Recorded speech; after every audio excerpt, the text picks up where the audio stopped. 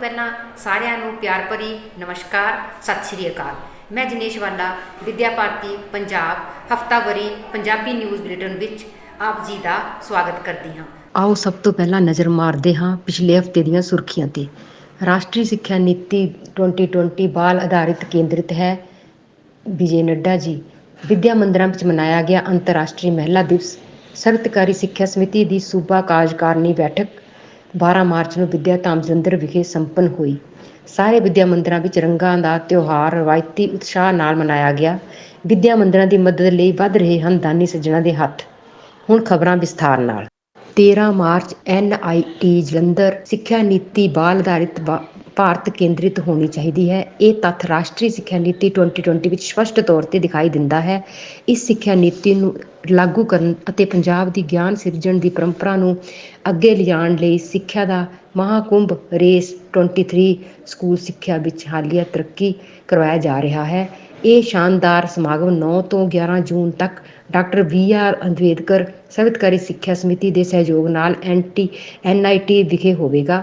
ਇਹ ਸ਼ਬਦ ਵਿਦਿਆ ਭਾਰਤੀ ਉੱਤਰੀ ਖੇਤਰ ਦੇ ਸੰਗਠਨ ਮੰਤਰੀ ਵਿਜੇ ਨੱਡਾ ਜੀ ਨੇ ਪ੍ਰੈਸ ਕਾਨਫਰੰਸ ਨੂੰ ਸੰਬੋਧਨ ਕਰਦੇ ਕਹੇ। Doctor Sudesh director holistic education ਨੇ ਕਿਹਾ, ਰੇਸ 23 ਨਵੀਨਤਮ ਖੋਜਾਂ, ਤਕਨੀਕਾਂ ਅਤੇ ਰੁਝਾਨਾਂ ਨੂੰ ਪ੍ਰਦਰਸ਼ਿਤ ਕਰਨ ਲਈ ਇੱਕ ਵਧੀਆ ਪਲੇਟਫਾਰਮ ਸਾਬਿਤ ਹੋਵੇਗਾ। ਇਸ ਸਮਾਗਮ ਵਿੱਚ ਦੇਸ਼ ਦੇ ਪ੍ਰਸਿੱਧ ਸਿੱਖਿਆ ਸ਼ਾਸਤਰੀਆਂ, ਅਧਿਕਾਰੀਆਂ, ਵਿਗਿਆਨੀਆਂ ਅਤੇ ਕਈ ਕੇਂਦਰੀ ਮੰਤਰੀਆਂ ਦਾ ਮਾਰਗਦਰਸ਼ਨ ਪ੍ਰਾਪਤ ਹੋਣਾ ਹੈ। ਇਸ ਵਿਸ਼ਾਲ ਵਿੱਦਿਅਕ ਸਮਾਗਮ ਵਿੱਚ 10,000 ਸਿੱਖਿਆ ਸ਼ਾਸਤਰੀ ਅਤੇ ਵਿਦਿਆਰਥੀ ਸਿੱਧੇ ਤੌਰ 'ਤੇ ਹਿੱਸਾ ਲੈਣ ਜਾ ਰਹੇ ਹਨ, ਜਦਕਿ 5 ਲੱਖ ਲੋਕ ਆਨਲਾਈਨ ਸ਼ਾਮਲ ਹੋਣ ਜਾ ਰਹੇ ਹਨ। ਇਸ ਪ੍ਰੈਸ ਕਾਨਫਰੰਸ ਵਿੱਚ ਪ੍ਰੋਫੈਸਰ ਪ੍ਰਮੋਦ ਕਨੌਜੀਆ ਅਤੇ NITK ਦੇ ਰਜਿਸਟਰਾਰ ਡਾਕਟਰ ਅਜੇ ਬਾਂਸਲ ਜੀ ਨੇ ਆਪਣੇ ਵਿਚਾਰ ਪ੍ਰਗਟ ਕੀਤੇ। ਅੰਤ ਵਿੱਚ ਡਾਕਟਰ S ਵਾਜਪੇਈ ਨੇ ਆਏ ਹੋਏ ਸਾਰੇ ਪੱਤਰਕਾਰਾਂ ਅਤੇ ਹੋਰ ਪਤਵੰਤਿਆਂ ਦਾ ਧੰਨਵਾਦ ਕੀਤਾ। जब 1947 में हम आज़ाद हुए तो कहा जाता है कि मैकॉले की शिक्षा यहाँ पे आई, और अगर ये सर्वविदित हम सब जानते हैं, इंग्लिश को उसमें बहुत ज़्यादा तवज्जो दी गई, बहुत ज़्यादा उसमें रखा गया। शायद उस समय का ये कारण रहा होगा कि ऑफिसेज के काम संभालने के लिए, क्योंकि अंग्रेज़ों से हमें शासन मिला था, तो चलाने के लिए सारे रूल्स एंड रेगुलेशंस इंग्लिश में थे, तो इंग्लिश को समझने और क्रियान्वयन के लिए इंग्लिश को पढ़े लिखे की ज़रूरत थी, और वही शिक्षा कई सालों तक चलती रही, कई दशकों तक चलती रही। उसके बाद उसमें कुछ एडिशंस हुए। उसमें हमने देखा BSc मतलब साइंस की शिक्षा, BCom, और दूसरे आयाम उसमें जुड़ते गए। इंजीनियरिंग बहुत ज़्यादा देर के बाद जाकर बीच में जुड़ गया, क्योंकि फैक्ट्रियों का आना शुरू हो गया। फैक्ट्रियों में काम करने के लिए स्किल्ड पर्सन्स की ज़रूरत थी, तो इंजीनियर्स का, इंजीनियरिंग एजुकेशन का उसकी स्टार्टिंग हुई, और ये लगभग 5 से 7 दशक तक ये ट्रेंड चलता रहा है।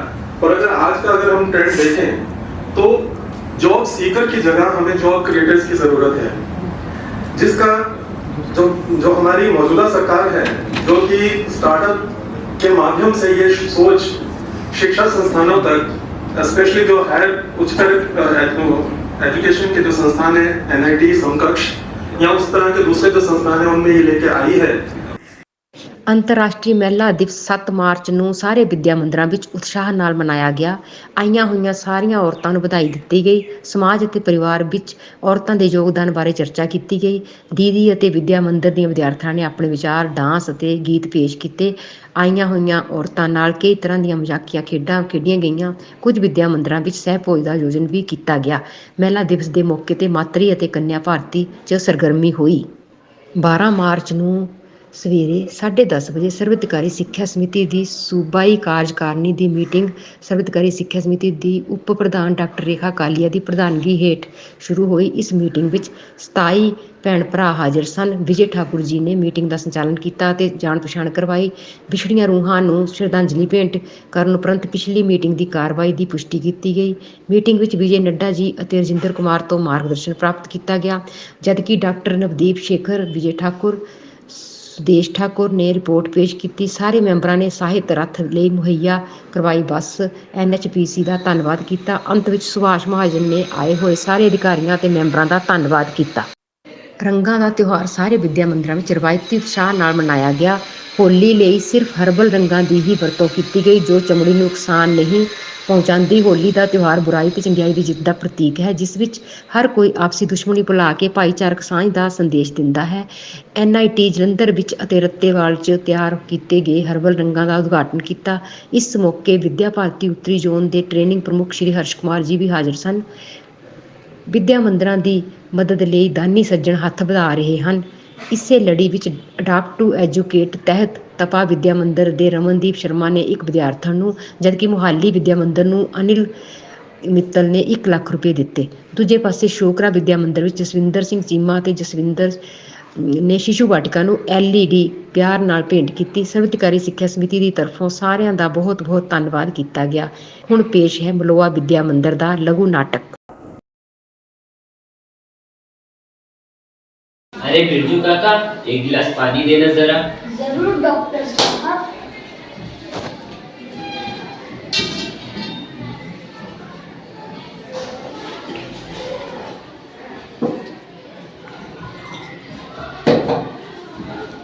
ये लीजिए।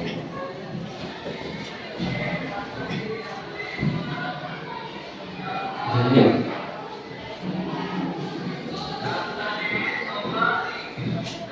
अरे बिरजू काका, आकाश से लड़ाई कर क्यों चल रही हो? क्या बताऊं डॉक्टर साहब, बस ये घुटनों की दर्द जाती ही नहीं है। घुटनों का दर्द? लो मैं आपको ठीक किए देता हूँ।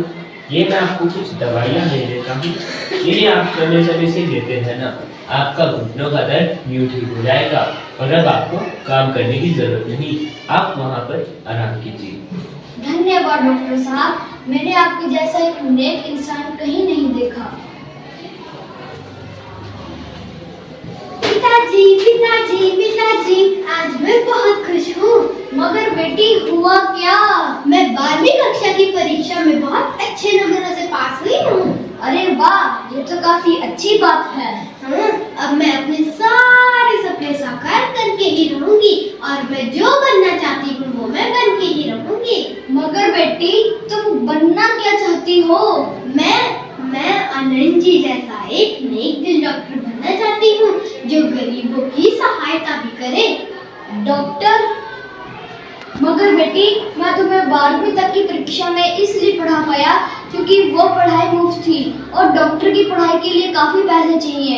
मैं एक गरीब आदमी इतने पैसे नहीं दे सकता। ऐसे सपने मत देख बेटी जो पूरे ही ना हो पाए। हाँ पिताजी, आप सही कह रहे हैं। हम गरीबों को सपने देखने का अधिकार ही कहाँ है। बचपन से इतने सारे सपने टूटते आ रहे हैं, ये भी एक सपना टूट ही जाएगा। नहीं नहीं, अब किसी का कोई सपना नहीं टूटेगा। बिरजू, ये भी मेरी बेटी की तरह है। बेटी, तुम मेरी बेटी के साथ अपनी आगे की पढ़ाई करोगी। तुम्हारी पढ़ाई का सारा खर्च मैं लेता हूँ। तुम अपनी आगे की पढ़ाई पर ध्यान दो। धन्यवाद डॉक्टर साहब, ईश्वर आपकी लंबी आयु करे। 10 साल बाद डॉक्टर आनंद और उनकी बेटी। ओके पापा, मैं चलती हूँ, आप अपना ध्यान रखना। 2 घंटे बाद मेरी US की फ्लाइट है। बस US डॉलर और वहाँ की एडवर्टाइजमेंट। लेकिन बेटा, अच्छे डॉक्टर्स की जरूरत तो यहाँ इंडिया में भी है। तुम अपनी सर्विसेज यहाँ पर भी तो दे सकती हो। ओह नो पापा, मैं तो US में ही अपनी सर्विसेज दूंगी और खूब डॉलर्स कमाऊंगी। जैसी तुम्हारी मर्जी। मेरा फर्ज था तुम्हें समझाने का, जो तुम चाहो। बाय पापा, टेक केयर। 6 महीने बाद दुर्भाग्यवश डॉक्टर आनंद को एक बहुत बड़ा हार्ट अटैक आ गया। US में उनकी बेटी को फोन लगाया गया, मगर बेटी पिताजी का हाल नहीं ले पाई। डॉक्टर आनंद को एक हॉस्पिटल में एडमिट किया गया। अब आगे का दृश्य। 97% of blockage. Oh my God. Doctor Abhilasha, इनके बचने के चांसेस तो बहुत कम हैं। सिर्फ 97% ब्लॉकेज। अगर इनके 100% भी ब्लॉकेज होते तो भी मैं अपनी जी जान लगा देती, पर मैं इन्हें मरने नहीं देती। डॉक्टर अभिलाषा, तुम इस मरीज पे इतना इंटरेस्ट क्यों ले रही हो? ये अभिलाषा डॉक्टर अभिलाषा आज सिर्फ इनकी ही वजह से है। अगर ये मेरी सहायता न करते तो शायद आज मैं कहीं और थी। अरे वाह, इन्होंने तो तुम्हें बहुत बड़ा उपकार कर दिया है। सर्जरी के 8 घंटे बाद मैं यहाँ कैसे? अरे डॉक्टर अनंत जी, आपको होश आ गया? आपको बहुत बड़ा हार्ट अटैक आ गया था, लेकिन डॉक्टर अभिलाषा ने अपनी दिन रात की मेहनत से आपके जीवन को बचा लिया। डॉक्टर अभिलाषा, कहीं ये बिरजू? जी हाँ, मैं वही अभिलाषा हूँ जिसके सपनों को आपने ही साकार किया है। बेटी, क्या तुम अमेरिका नहीं जाना चाहती? क्या तुम डॉलर्स नहीं कमाना चाहती? नहीं, अमेरिका में डॉलर्स में इतना आनंद कहाँ जो यहाँ गरीबों की सेवा करने में है।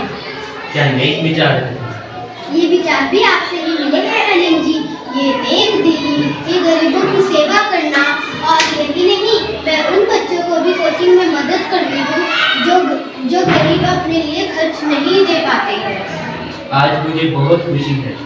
जो बीज मैंने बोया था, आज वो एक विशाल वृक्ष बन चुका है और वो निस्वार्थ अपने मीठे पर पूरे समाज में बांट रहा है। हमें दूसरों की पढ़ाई के लिए समर्पण करना चाहिए ताकि इस अभिलाषा की तरह और भी अभिलाषाओं की अभिलाषा पूरी हो सके और ये समर्पण की ये कड़ी आगे से आगे बढ़ती चले। धन्यवाद। इस हफ्ते बस इन्ना ही। अगले हफ्ते दियां नवीं सुर्खियां नाल दोबारा फिर मिलांगे। धन्यवाद।